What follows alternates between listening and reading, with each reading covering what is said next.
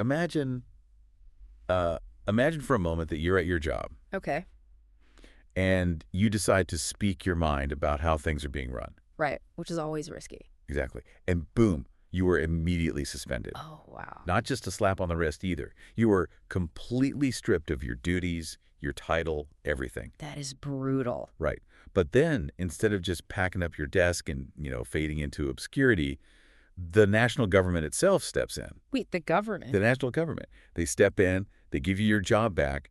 They actually mandate that your controversial ideas be published. That's incredible. And then they proceed to promote you to the absolute pinnacle of your field. So you're just sitting at the top of the world. Exactly. Yeah. You're untouchable. Until, a few years later, a completely new government comes into power. Ah, I see where this is going. Yep. And they strip it all away from you all over again. I mean, that sounds like the plot of a modern corporate thriller or maybe some tense political drama. It really does. But this is actually a true story from centuries ago. It is. Welcome to the Deep Dive. Today, we're immersing ourselves in a really fascinating stack of historical sources. Specifically, we're looking at detailed biographical records about a man named Henry Wilkinson. Right. He was an English clergyman who lived from 1610 to 1675. And our mission today is to look at these records and see what they tell us about resilience. Resilience, the nature of power, and standing your ground. Exactly. Because our goal here isn't just to recite a dry chronological biography of a 17th century clergyman. No, nobody wants that. Right. Yeah. We want to use Henry Wilkinson's wildly fluctuating resume to truly understand the chaotic whiplash of 17th century England. Yeah, it was a very turbulent time. Very. This is a story that walks us right through the Commonwealth period and straight into the Restoration. Which shows us exactly how quickly the ground could shift beneath someone's feet. Oh, absolutely. So for you listening, if you have ever felt like you were at the mercy of shifting corporate or political winds. Or if you've ever felt like the rules of the game were changing faster than you could possibly keep up with. Yeah, Wilkinson's story of absolute survival is going to deeply resonate. Okay, let's unpack this. Let's start at the very beginning of his academic journey, because the records immediately hit us with a rather unusual timeline. They really do. He matriculates at Magdalen Hall, Oxford, on February 14th, 1623. Right, and I'm looking at the dates here and doing the math. It feels almost like a misprint. It's quite shock. Because he was born in 1610, so that means he was 12 years old when he went to Oxford. 12 years old, yes. Hold on, was that standard for the 1620s? Or was he just a massive outlier? It was exceptionally young, even for the 17th century. Okay, so it wasn't the norm. Not at all. I mean, universities back then did admit younger students than we see today, often teenagers, but 12 is still strictly prodigy territory. That's wild. And he wasn't just sent there to sit in the back of the room and grow up either. He progressed at a phenomenal rate. So he's essentially a verified child genius. Basically, yes. He gets his Bachelor of Arts in November 1626. Making him just 16. 16. And then he grabs his Master of Arts in June 1629 at 19. Barely an adult. And he secures his Bachelor of Divinity by November 1638. So he essentially grows up entirely within the academic and religious ecosystem of Oxford. Right. By his late 20s, he is deeply embedded in that world. He's a fixture there. Exactly. He's preaching in and about Oxford, building a life, establishing a formidable reputation within the institution. Which brings us to the inciting incident of his entire life story. The big pivot point. Yes, it happens on a very specific day, September 6, 1640. A crucial date. Wilkinson is preaching a sermon at St. Mary's. And instead of delivering a safe, conventional message, Which he easily could have done. right, instead of that, he goes on the offensive. He preaches a sermon actively attacking some of the established ceremonies of the church. Yeah. What exactly is the big deal here? I mean, why would attacking church ceremonies cause such a massive uproar? Well, if we connect this to the bigger picture, we really have to understand the stakes of what he was doing. In 1640, the religious and political tensions in England were at an absolute boiling point. Leading right up to the English Civil War. Exactly. The ceremonies he was attacking weren't just aesthetic choices. They weren't just about how the service looked. No, they represented the core authority of the Church of England and the king himself. Oh, wow. So speaking out against them was incredibly risky. It was essentially putting a giant target on your own back. Because you're challenging the very fabric of the establishment. Precisely. As an impartial observer looking back, You can see how precarious this was. He was stepping into a highly charged political minefield. And the establishment did not hesitate to hit that target. Not at all. The punishment was immediate and devastating. The records say Wilkinson was suspended from his divinity lecture and from all his priestly functions in the university. They shut him down completely. And they gave him a clear ultimatum. He would remain suspended until he agreed to recant. They wanted a public retraction. They wanted him to admit he was wrong, to bow to the established authority. Which is such a classic institutional move. It really is. It's fascinating to see how institutional power operates during these ideological conflicts. The first instinct is almost always to isolate the dissenting voice and demand absolute submission. But Henry Wilkinson does not submit. No, he does not. Instead of apologizing, instead of backing down to save his hard-earned career at Oxford, he doubles down. He goes all in. He takes his case over the heads of the university authorities and appeals directly to the Long Parliament. A huge risk. Now, I hear that term a lot in English history. What exactly makes it the Long Parliament, and why would he bypass his bosses to go to them? It's a very crucial move. The Long Parliament was convened by King Charles I in 1640, but it quickly became radically opposed to the king's absolute power. Right. It's called Long because it actually passed an act stating it could not be dissolved without its own members' agreement. Ah, so they locked themselves in. Exactly, meaning it sat for years and years, fundamentally altering the balance of power in England. So by appealing to them, Wilkinson is aligning himself with the rising political force. Yes, a force that is actively challenging the traditional establishment that just suspended him. And it is a massive gamble. What huge. But it pays off in a way that is almost hard to believe. Here's where it gets really interesting. It does. By December 1640, just a few months after his devastating suspension, he achieves total vindication. Complete turnaround. The Committee of Religion of that parliamentary body completely restores him. But they don't stop there. No, they don't just quietly slide him his job back and tell him to keep his head down. They actively order his controversial sermon to be printed. It is the ultimate endorsement.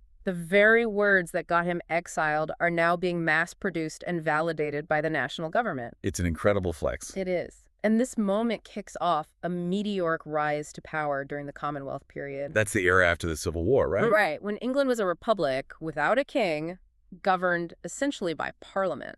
So he just rides that wave. He moves to London.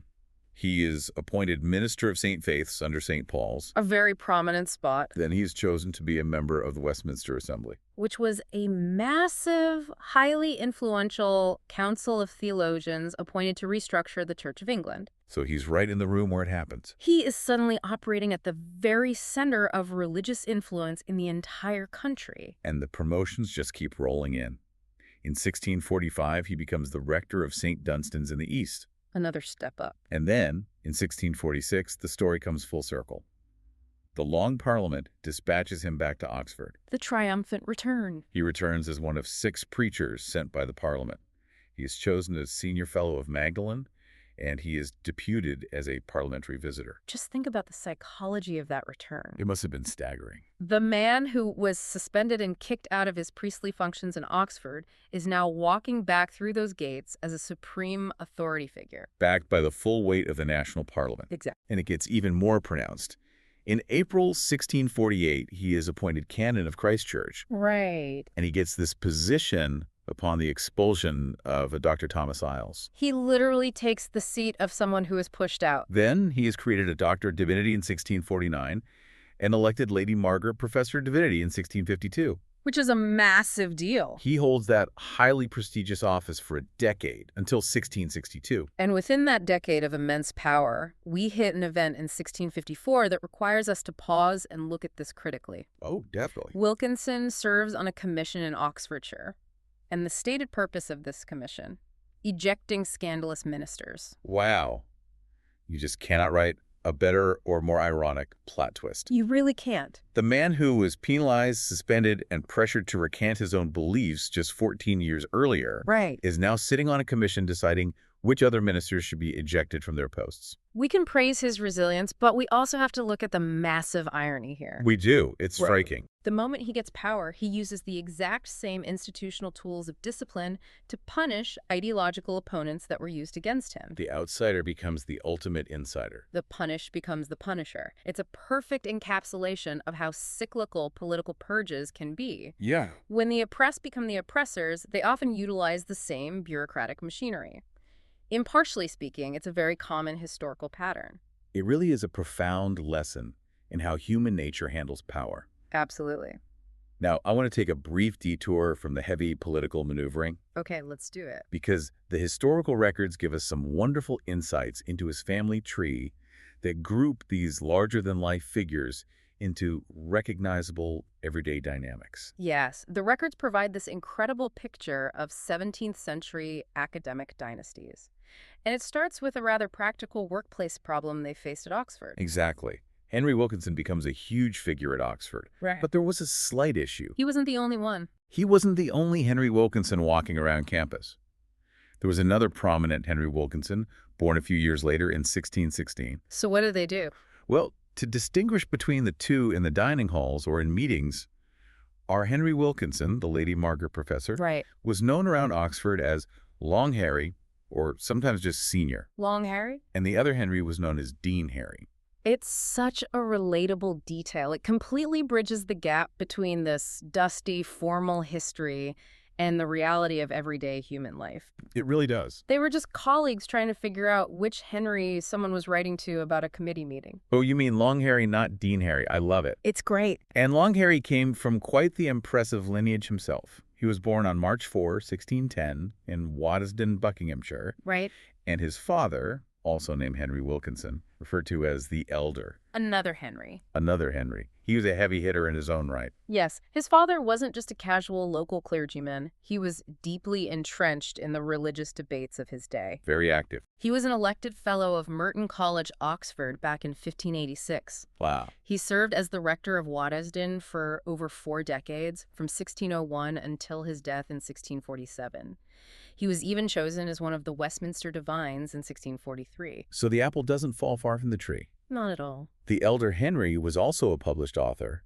He wrote a book called A Catechism, which was so popular went to a 4th edition in London by 1637. That's a bestseller for the time. And he wrote another work called The Debt Book in 1625.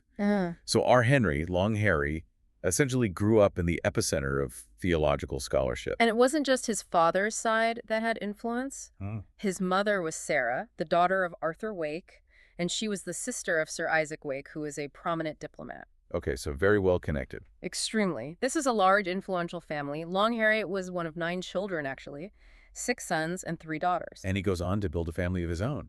The historian Anthony A. Wood notes that Henry married, and he uses this very specific, slightly dramatic phrasing. What does he say? He says he married a woman called the Lady Carr. A wonderfully mysterious phrasing. Right. But we do know from his will that they had 3 children of their own, 1 son and 2 daughters. These small domestic details, the nicknames, the sprawling siblings, the marriage, they really help you, as the listener, picture a real person living through all this massive historical turmoil. Definitely. It wasn't just abstract political chess. He was raising kids and dealing with workplace name confusion while navigating a civil war. Which makes the final act of his life all the more striking, because it brings a massive swing of the pendulum. It does. As we noted, power never stays static. No, it doesn't. The Commonwealth period eventually ends, and we enter the era known as the Restoration. Right, the Restoration in the 1660s.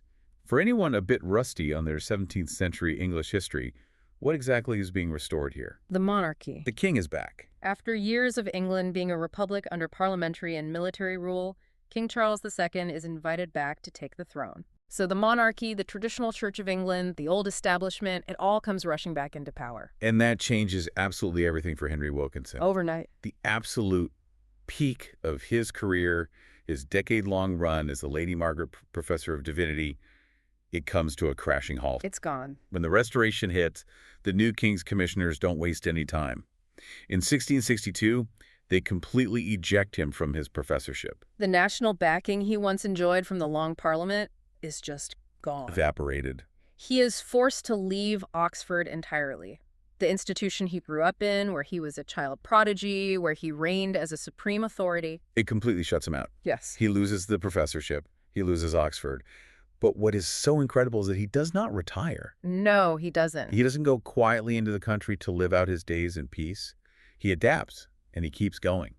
What's fascinating here is his absolute refusal to quit. Yeah. He transitions into becoming a nonconformist preacher. Meaning what exactly? That meant he was preaching outside the rules and structures of the newly restored Church of England. Oh, risky again. Very. He moves around London, preaching first at All Hallows in Lombard Street and afterwards at Clapham. But this isn't the comfortable institutional preaching he did as a canon of Christ Church. Not at all. This is dangerous underground work. And we get a terrifying glimpse into this reality in August 1665. Yes, there's a record of a conventicle. A conventicle. A conventicle was an unauthorized, nonconformist religious meeting. They were illegal. Right. And in August 1665, a conventicle of 60 or more persons to whom Wilkinson was preaching was actively raided and broken up at Camberwell. Imagine the scene and the psychological toll. It must have been intense. You are a man in your mid-50s. You used to be the Lady Margaret Professor of Divinity. You used to be on the governmental commission deciding who could preach. You were the law. And now, you are holding a secret illegal meeting with 60 people, and the authorities raid the place to shut you down. The sheer stress of that shift in status is profound. But again, he persists. He operates in the shadows for years. And eventually, he finds a loophole, or at least a temporary reprieve. Yes, in April 1672. After the indulgence, he officially takes out a license. Ah. Wait, the indulgence. Was the government suddenly feeling forgiving? What was that? It refers to the Royal Declaration of Indulgence in 1672.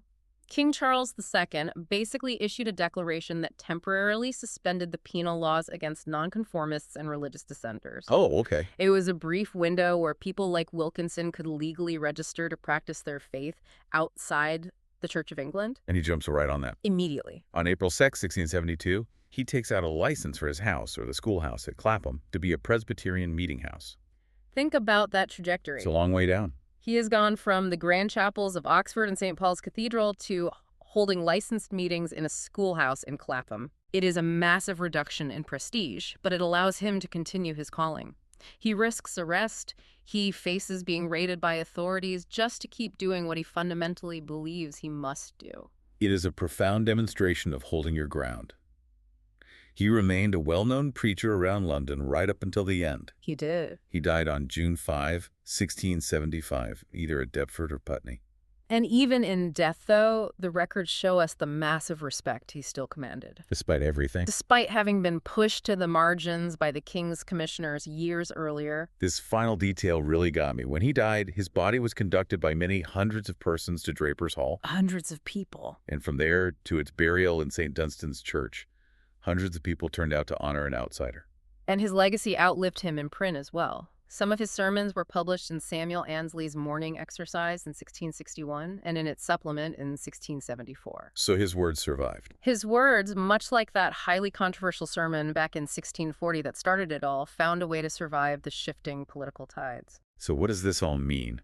When we look at the life of Henry Long Harry Wilkinson, I think the key takeaway for you listening is this. Titles are fleeting. Institutional backing is temporary. Societal favor can vanish overnight with a change in management, a new government, or a shift in the cultural winds. But personal conviction remains. Yes. Wilkinson was the ultimate insider, and he was the ultimate outsider. But throughout all of it, whether he was in a cathedral or a Clapham schoolhouse, he never stopped preaching his core beliefs. It really is a story of incredible endurance. And this raises an important question, a final provocative thought for you to ponder as we wrap up this deep dive. Let's hear it. Wilkinson was punished, elevated to supreme power, and then completely stripped of everything again, essentially for holding the exact same core beliefs throughout his life. Yeah. If the societal or professional winds completely shifted against you tomorrow, what are the core beliefs you would be willing to be ejected for? That's a tough one. And more importantly, would you have the grit to start all over again, speaking your mind in a schoolhouse? A brilliant question to leave off on. Thank you for joining us as we explored the incredible, turbulent life of Henry Wilkinson. Keep digging, keep questioning, and we will see you on the next deep dive.